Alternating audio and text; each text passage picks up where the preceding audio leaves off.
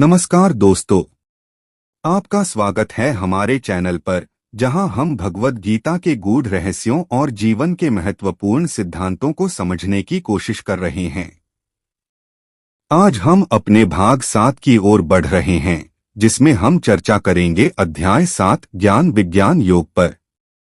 इस अध्याय में भगवान श्री कृष्ण अर्जुन को ज्ञान और विज्ञान का गहरा महत्व समझाते हैं, जो आत्म साक्षात्कार और ईश्वर की प्राप्ति का मार्ग है।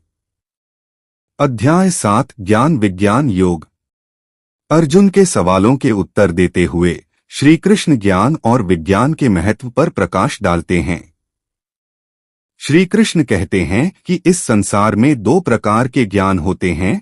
पहला सांसारिक ज्ञान, जो हमें इस संसार के कार्य व्यवहार को समझने में मदद करता है, और दूसरा आध्यात्मिक ज्ञान, जो हमें ईश्वर और आत्मा के वास्तविक स्वरूप से परिचित कराता है। श्री कृष्ण यह स्पष्ट करते हैं कि केवल बाहरी ज्ञान हमें पूर्ण सत्य तक नहीं ले जा सकता। जब तक हम आत्मा और ईश्वर का ज्ञान प्राप्त नहीं करते, तब तक जीवन की सच्ची समझ अधूरी रहती है। संपूर्ण ज्ञान क्या है? भगवान श्री कृष्ण कहते हैं कि ज्ञान तब पूर्ण होता है जब व्यक्ति ईश्वर और आत्मा के संबंध को समझ लेता है। वह बताते हैं कि मैं ही इस सृष्टि का मूल हूं और मेरे द्वारा ही सब कुछ संचालित होता है। जो व्यक्ति मुझे, मेरी दिव्यता को और मेरे वास्तविक स्वरूप को जान लेता है, वही सच्चा ज्ञानी है। इस अध्याय में श्री कृष्ण ज्ञान और विज्ञान के समन्वय का महत्व बताते हैं। ज्ञान का अर्थ केवल बाहरी विषयों को जानना नहीं है, बल्कि विज्ञान का मतलब है उस ज्ञान को अपने जीवन में उतारना और उसकी अनुभूति करना। ईश्वर का असली स्वरूप। इस अध्याय में श्री कृष्ण अर्जुन को बताते हैं कि इस समस्त ब्रह्मांड का स्रोत वे ही हैं। वे कहते हैं, मैं इस सृष्टि का कारण हूँ, मैं ही इसकी उत्पत्ति और इसका पालन करता हूँ। भगवान की यह दिव्यता समझने के लिए केवल ज्ञान ही नहीं, बल्कि विज्ञान अर्थात उसकी साक्षात्कार की आवश्यकता होती है। श्री कृष्ण कहते हैं, मेरी माया के कारण ही लोग मुझे पहचान नहीं पाते। यह माया लोगों को भटकाती है और उन्हें संसार में उलझा कर रखती है। लेकिन जो व्यक्ति मेरे सच्चे स्वरूप को जान लेता है, वह माया के बंधनों से मुक्त हो जाता है। श्रद्धा का महत्व। श्री कृष्ण बताते हैं कि बिना श्रद्धा के ईश्वर की प्राप्ति संभव नहीं है। वे कहते हैं कि जो लोग मुझे श्रद्धा के साथ भजते हैं, वे मुझे पा लेते हैं। श्रद्धा ही वह शक्ति है जो हमें ईश्वर की ओर ले जाती है। जिनके मन में भगवान के प्रति अटूट विश्वास और भक्ति होती है, वही सच्चा ज्ञानी है। 4 प्रकार के भक्त।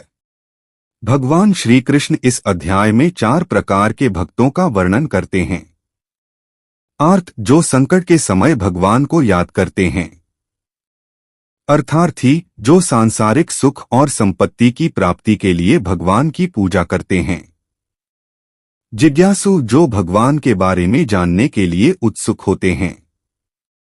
ज्ञानी, जो भगवान को पहचान चुके हैं और उन्हें ही सर्वोपरि मानते हैं। श्री कृष्ण बताते हैं कि इनमें से ज्ञानी सबसे उत्तम है, क्योंकि वह भगवान के वास्तविक स्वरूप को जान चुका है और उसकी भक्ति निरंतर और अटूट होती है। माया और संसार के बंधन। श्री कृष्ण कहते हैं कि यह संसार माया से आच्छादित है, जो लोगों को असली सत्य से भटकाती है। माया के प्रभाव से व्यक्ति संसार के भोग और बंधनों में उलझ जाता है। लेकिन जो व्यक्ति ज्ञान और विज्ञान से सुसज्जित होता है, वह माया के बंधनों से मुक्त हो जाता है। हमें क्या सीख मिलती है? इस अध्याय से हमें यह सीखने को मिलता है कि सच्चे ज्ञान और विज्ञान का समन्वय ही हमें ईश्वर की प्राप्ति की ओर ले जाता है। केवल बाहरी ज्ञान प्राप्त करना पर्याप्त नहीं है, हमें अपने भीतर की दिव्यता को पहचानकर उसे अनुभव करना भी उतना ही महत्वपूर्ण है। श्रद्धा, भक्ति और ज्ञान का सही उपयोग ही जीवन के सही मार्ग की ओर ले जाता है। भगवान श्री कृष्ण का यह उपदेश हमें बताता है कि जीवन में ज्ञान प्राप्त करना ही नहीं, बल्कि उस ज्ञान को जीवन में उतारकर उसका अनुभव करना भी अत्यंत आवश्यक है। अगले भाग में क्या होगा? अगले भाग में हम अध्याय 8 अक्षर ब्रह्मा योग पर चर्चा करेंगे, जिसमें भगवान श्री कृष्ण मृत्यु और मोक्ष के रहस्यों को उजागर करेंगे। अगर आपको यह वीडियो पसंद आया हो तो हमारे चैनल को सब्सक्राइब करें और कमेंट में बताएं कि आपको इस अध्याय से क्या सीखने को मिला। धन्यवाद।